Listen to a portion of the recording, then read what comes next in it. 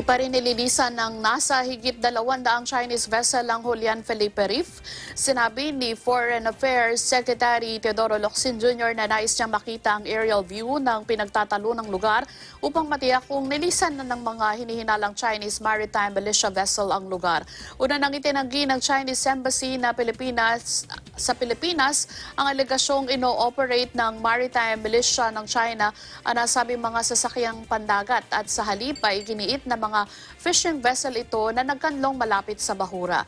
Nauna rito ay nagharap na ng diplomatic protest ng Pilipinas sa China kaugnay ng insidente at hiniling sa embahador ng China na alisin ang nasabing mga Chinese vessel sa nasabing lugar na pinanindiganan naman na nasa exclusive economic zone ng bansa. Mismong si Pangulong Duterte ang kumausap sa Chinese envoy para sa pull-out na nasabing mga barko at nangako naman ng Chinese official na ipaparating sa Beijing ang panawagan ng Pangulo. Ipaubaya naman ng Department of National Defense, Philippine Coast Guard at Bureau of Fisheries and Aquatic Resources o BFAR ang pagtatanggol sa soberenya ng bansa sa Julian Felipe Reef sa West Philippine Sea. Sarap ito ng mga barko ng China na nagkumpol o nagkanlong sa paligid ng bahura na nasa loob ng Exclusive Economic Zone o EEZ ng bansa. Sinabi ni Defense Secretary Delfin Lorenzana na hindi magdedeploy ng naval ships ang Pilipinas sa lugar upang huwag maakusahan ng China ng provocation. Gayunman, mananatiling babantayan ng hukbong dagat ng bansa ang general vicinity ng lugar. Sinabi ni Lorenzana na ang pagdedeploy ng Navy vessel ay maaaring ipagkamali bilang militarisasyon sa pinagtatalo ng lugar. Naninindigan naman ng Washington kasama ng Pilipinas sa usapin ng mga Chinese maritime militia vessel na nasumpungan sa Julian Felipe o Whitsun Reef sa West Philippine Sea. Sinabi ng kalihim na patuloy na maninindigan ng Estados Unidos sa mga kaalyado nito at patuloy na isusulong ang rules-based international order. Naunang tiniyak ni Defense Secretary Delfin Lorenzana na ginagawa ng gobyerno ang lahat para pakiharapan ang sitwasyon sa nasabing lugar at nakahandang idepensa ang soberenya ng bansa. Patuloy na iginigiit ng Pilipinas ang panawagan na agarang lisanin ng nasabing Chinese vessels ang Julian Felipe Reef na naiparating na sa kinatawan ng embahador ng China sa bansa. Nababahala na rin maging ang Australia sa anilay destabilizing actions ng China sa South China Sea. Sa isang panayam, sinabi ng Australian Ambassador to the Philippines, Stephen Robinson, na sinusuportahan nila ang pagpapanatili ng kapayapaan at kaayusan sa South China Sea na isang mahalagang daanan ng kalakal na itinatakda sa UN Convention on the Law of the Sea o UNCLOS. Sinabi ng embahador na nababahala sila sa anumang destabilizing actions na maaaring magbunsod ng tensyon sa rehiyon. Bunsod na rin ang assertive maritime agenda ng China sa nasabing karagatan. Nauna nang nagharap ng diplomatic protest ang bansa sa ulat na 220 Chinese vessels ang na-monitor na nasa paligid ng Julian Felipe Reef na sakop ng EEZ ng Pilipinas. Sinabi ni Ambassador Robinson na suportado nila ang 2016 ruling ng UN-backed arbitration court sa The Hague na nagbasura sa 9-line doctrine ng China para angkinin ang kabuuan ng South China Sea. Binigyang diin ni Ambassador Robinson na nais nilang makitang nasusunod ang freedom of navigation at overflight sa South China Sea upang hindi mahadlangan ang kalakal at sundin ang international rule na matagal nang kinikilala ng mga bansa. 65% ng international trade ng Australia ay dumadaan sa South China Sea.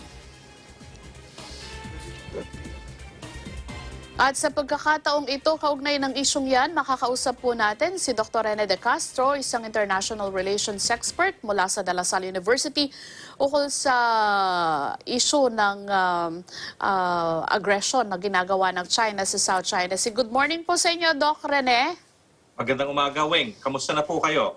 Maayos naman po at sana maayos din ang kalagayan ninyo, malayo sa COVID. Sa awa ng Diyos po. Anyway, kasabay po nga ng pagdodonate ng bakuna ng China sa COVID-19, na-discover yung higit sa 200 Chinese vessels sa Julian Felipe Reef. Yung ibang mga kababayan natin medyo nagdududa tuloy dun sa ginawang donasyon. Ano po ang tingin ninyo dito? I think coincidence lang eh. Kasi nasabi nga sa isang, may isang survey company na sinabi, nandun na yung ships 3 months ago. In fact, huli yung nilabas ng task force natin on West Philippine Sea, no? It took some time before we were able to ascertain na they were there for a long period of time, na hindi lang yan nag-shelter. So it's an indication of something, no? At dito bumabalik yung nangyari sa Scarborough Shoal. No, natatandaan natin noong 2012 nagkaroon na ng incident. Inapprehend ng Philippine Navy, pinadala natin yung BRP Gregorio del Pilar dahil may 10 Chinese fishing vessel nag-intervene yung kanilang maritime yung maritime surveillance unit, wala pa silang Coast Guard noon, tapos nagkaroon ng standoff. Eventually, inoccupy nila yung Scarborough Shoal noong June 2012. Ngayon, kontrolado nila at maaari nilang tayuan yon ng artificial island. Tapos eventually, pag nagkaroon na ng artificial island, lalagyan na nila yan ng garrison. Katulad rin sa nangyari dun sa Mischief Reef noong 1996. So nakikita natin yung pattern na to. No, na ginagamit nila dito, hindi yung People's Liberation Army, kumbaga yung ginagamit nila yung something that they could deny. Yung Chinese Maritime Militia. Kasi yun yung purpose ng Chinese Maritime Militia. Eh. They could always deny it exists. But everyone knows that China, of course, had formed this maritime militia from the ordinary fishing folks in coastal areas in China. So maari ito ay maaring umpisa sa kanilang pag-control sa Julian Felipe Reef at eventually tatayuan nila to ng artificial island. Katulad sa nangyari sa Samora Reef, sa Mischief Reef at 7 other reefs na inoccupied nila since 1988. So, parang ang lumalabas, Doc Rene, nakaplano ito dun sa mga hakbang ng China. Oo, planado na yan. At saka, ang tingin ng China yan, amin na to. Kaya nga may 9-dash line. Pero nakapagtataka rin, no? Kasi sabi nga, yung area na yan, hindi sakop ng 9-dash line. Pero gumagawa na ng terms, yung nung binabasa ko yung mga Chinese communique, ginagamit na sila ng term relevant waters. Ibig sabihin, interesado na sila dito. Pero may ruling po ang The Hague, yung arbitration court, na doon nga sabi nanalo ang Pilipinas at kailangan lang nating panindigan na nanalo tayo. Tingin niyo bakit ayaw talagang kilalanin ng China itong naging ruling na ito? And at this moment, nasa exclusive economic zone na sila ng Pilipinas? Well, ang ginagamit ng China is force. Might makes right. Kaya nga tayo nag-file ng case after nung Scarborough Shoal. Of course, even before nung nag-file tayo ng case, sinabi na nila, hindi nila nire-recognize to. At nung lumabas to, nung July 12, 2016, sabi ni nung head ng Communist Party when it comes to foreign affairs, si Yang Chiche, na nakipag-negotiate ka recently doon sa kay Anthony Blinken tsaka kay Jake Sullivan sa Alaska, sabi niya, they consider yung ruling as scrap, not a little more than scrap papers. That has been the position with Chinese. They ignore it because they have everything in their favor. They have, of course, the naval capability. They have the Chinese Coast Guard. They have the maritime militia. And, of course, China has the second largest economy in the world. And, of course, they have their agenda. Their agenda is to effect an 85% control of the South China Sea, to transform this water into their buffer against, of course, the 7th Fleet, the United States 7th Fleet, and, of course, the navies of other countries. So, ganun na yung tingin nila, It's a matter of fait accompli. So, ayun nga yung, we could delay this by standing up and hopefully getting international assistance, but at least what has been indicated here, yung plan nila na maaari nilang gawing ulit itong artificial island. Then eventually, artificial island, lalagay nila ulit yung mga garrisons nila, mga radars nila, communication equipment nila, para i-effect yung tinatawag nilang facts on the ground. Mhm. Pero sa tingin niyo ba, Doc Rene, yung mga posisyon po ng gobyerno ngayon not to send the naval ships, but instead Coast Guard and BIFAR, so as not to provoke daw China o wag tayo maakusahan ng provocation, nasa tamang pasya pa ba ang Yeah, gobyerno? natuto tayo sa Scarborough Shoal. Ganyan yun ang unang nangyari, no? It was a trap by the Chinese. Nung dineploy kaagad natin yung gray ship, yung BRP Gregorio del Pilar, sinabi, ginagamitan yun ng gray ship yung mga fishermen namin. This is in violation of international law. So tama yung ginawang desisyon ni Secretary Lorenzana. Padala natin yung Coast Guard natin na palabas, this is not a defense of the territory, this is more of law enforcement. No, kasi pag pinadala mo Navy, medyo provocative yan eh. May element yan ng naval defense.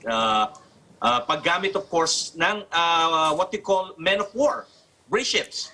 So pagpadala natin ng Coast Guard, we are sending the message that this is a matter of law enforcement on the part of the Philippines because you are violating our exclusive economic zone. Pero sinabi din naman ni Secretary Lorenzana na nasa background pa rin yung Philippine Navy. Kasi ganun din naman ang ginagawa ng China eh.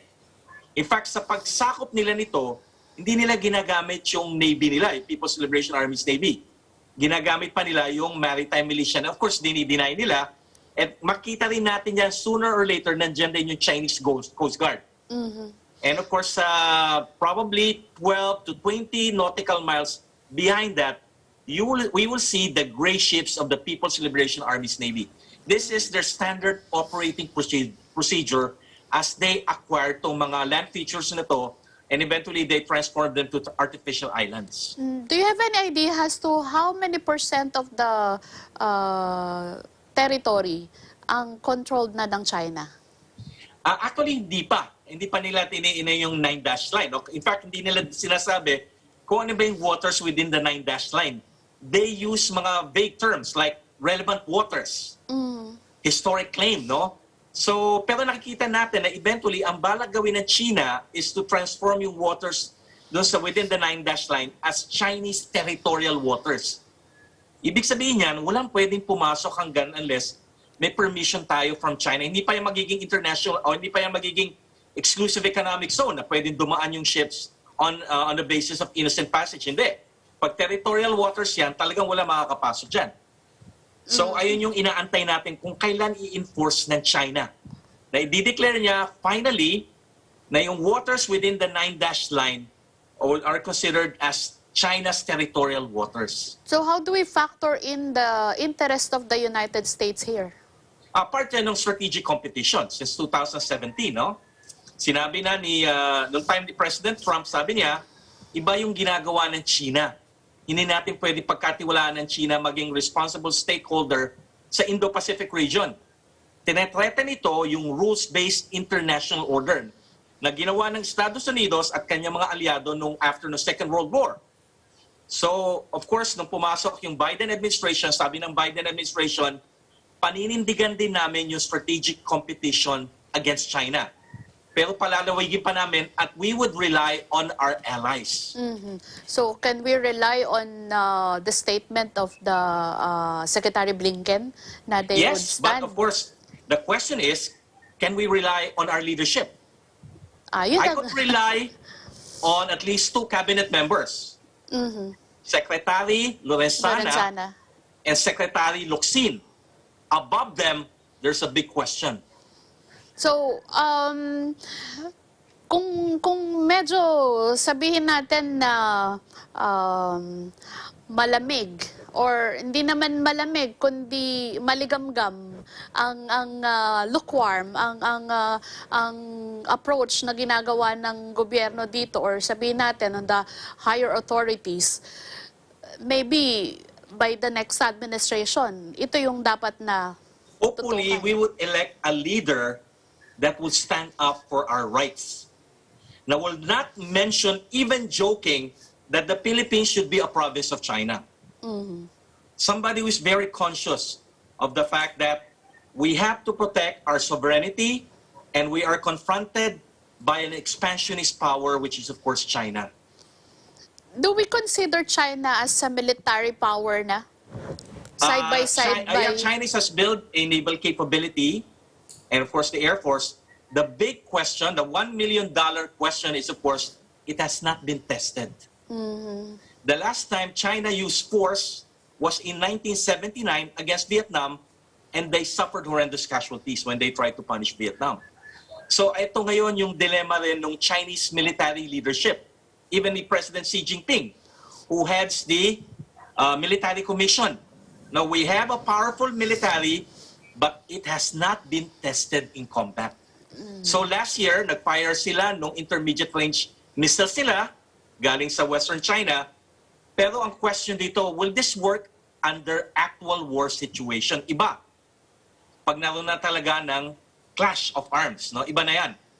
No, doon mo malalaman kung ano yung magwo-work at hindi magwo-work. So ayun din yung challenge sa People's Liberation Army's Navy, People's Liberation Army's Air Force, and People's Liberation Army's Navy. It has not been tested. Ayun. Siguro one last point na lang, Doc Rene. Sure. Kasi yung mga kababayan natin, abala sila doon sa ibang mga mahahalagang issue kagaya ng COVID, pagharap sa kawalan ng trabaho, ng kahirapan, kagutom. Pero itong isyong ito ng Pilipinas sa China, sa teritoryo, dapat bang isa walang bahala? Hindi. Ayan ang long term. Eventually, I could see na ma-resolve tong pandemic because of the vaccine. This will be the long-term security challenge that even future generations of Filipinos will be facing. Ayun nga sinasabi ko sa aking mga estudyante, no, na hindi na rin ako magtatagal sa akademiya, or the most will be 5 years, but I'm telling you that this issue will be generational. This will be a generational challenge, not only for Filipinos but for Chinese, Americans, and Japanese. Because this, unless of course there'll be a major conflict, which is of course also a possibility, no? Pero kundi, this will be a lingering issue that will concern our population. There'll be a concern of our population. I'm sorry. Oo. Tanda ko nga, ilang taon ko na kayong nai-interview tungkol sa isyong ito. Hindi yan. Dapat mag-train na tayo ng panibagong grupo ng mga kabataan na haharapin at tama ang pananaw dito. That it's not a simple territorial dispute. This has something to do with, the bottom line dito, ang issue dito is, how should China behave as an emergent power in the Indo-Pacific region? Yan ang abangan natin. Anyway, maraming salamat sa panahon ngayong umaga, Doc Rene. Maraming salamat rin at binigyan mo ulit ako ng pagkakataon na ihayag aking pananaw sa napaka-importanting issue na ito. Sa mga susunod na pagkakataon po uli. Okay. Ayan. Ang iba Maraming salamat ulit. Ang atin pong nakapanayam ay si Dr. Rene De Castro, isang eksperto sa larangan ng international relations, focusing on US-RP-China relations. Ang iba pa mga balita sa amin pong pagbabalik.